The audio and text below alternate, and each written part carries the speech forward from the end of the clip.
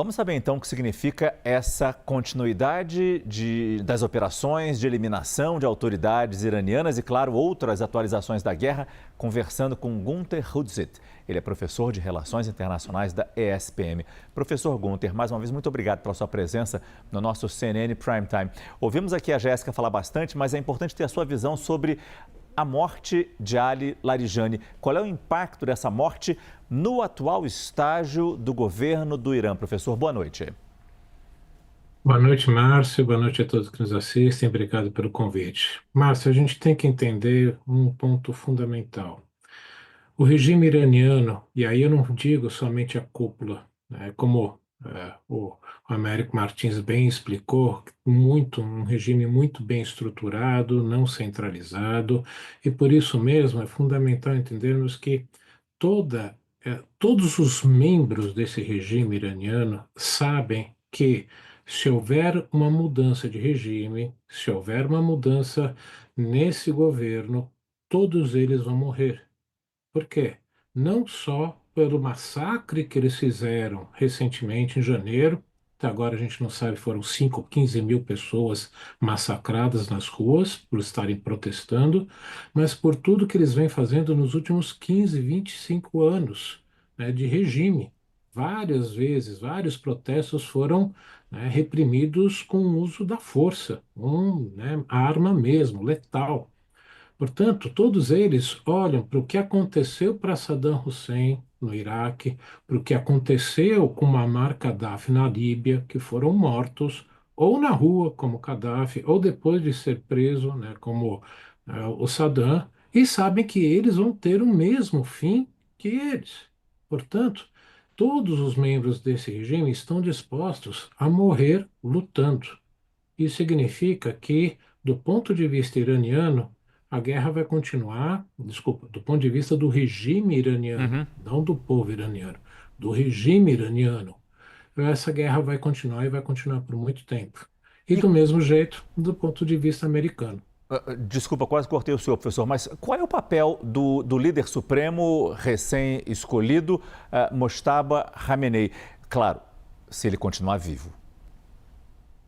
Pois é, há sérias dúvidas o estado de saúde dele, né? Bom, primeiro, ele não é, né, tudo indica que ainda está vivo. Ele não é um ayatollah, ele não é uma figura religiosa da alta cúpula, né, dos xiitas.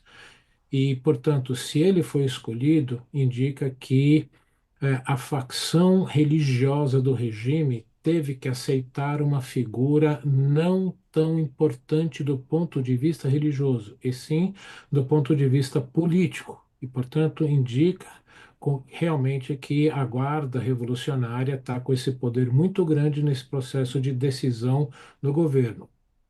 Ele tem certeza que ele foi imposto pela Guarda Revolucionária pela figura que é para sustentar o regime, não pela figura religiosa como o regime iraniano deveria seguir.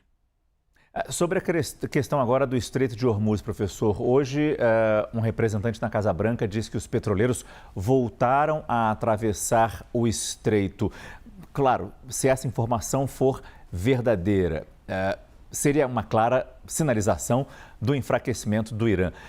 A gente pode contar que essa guerra pode estar chegando ao fim se essa informação se confirmar dos navios voltando a circular, mesmo que lentamente, ali pelo estreito?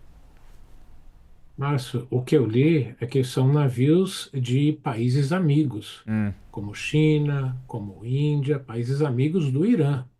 O governo iraniano não liberou a passagem de navios de países aliados dos Estados Unidos.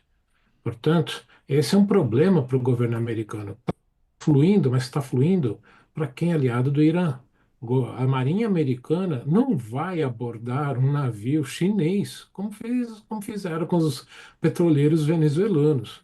Portanto, por mais que esteja fluindo, não é na quantidade necessária e não é para o mercado necessário, como, por exemplo, o europeu. Portanto, eu não vejo assim como um alívio. Infelizmente, eu acho que essa guerra vai continuar ainda por várias semanas. O senhor falou que essa questão pode ser um problema ali, ou mostra como está grave a situação. pergunto outro ponto que parece que está se agravando ou está se tornando mais delicada, que é esse atrito que Donald Trump vem tendo com os países aliados, especialmente com os países da OTAN. Depois dessa guerra, depois que essa guerra terminar, como é que fica será que a gente pode chamar de parceria ainda? Parceria sim, aliança não.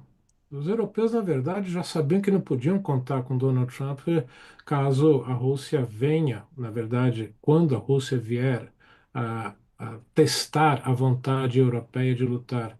Por isso que eles aprovaram os pacotes tão bilionários para investimento em defesa. Eles sabem claramente que não podem contar com Donald Trump. Então, se eles sabem que isso vai acontecer no futuro, por que ajudar agora? E principalmente, por que entrar numa guerra que é completamente impopular entre os eleitores europeus? E são governos parlamentaristas que podem cair a qualquer momento se embarcassem nessa, né, canoa furada que o Trump embarcou. Eu conversei com o professor de Relações Internacionais da ESPM, Gunther Hudzit. Professor, muito obrigado pela sua participação mais uma vez no nosso Prime Time. Boa noite. Eu que agradeço. Boa noite a todos.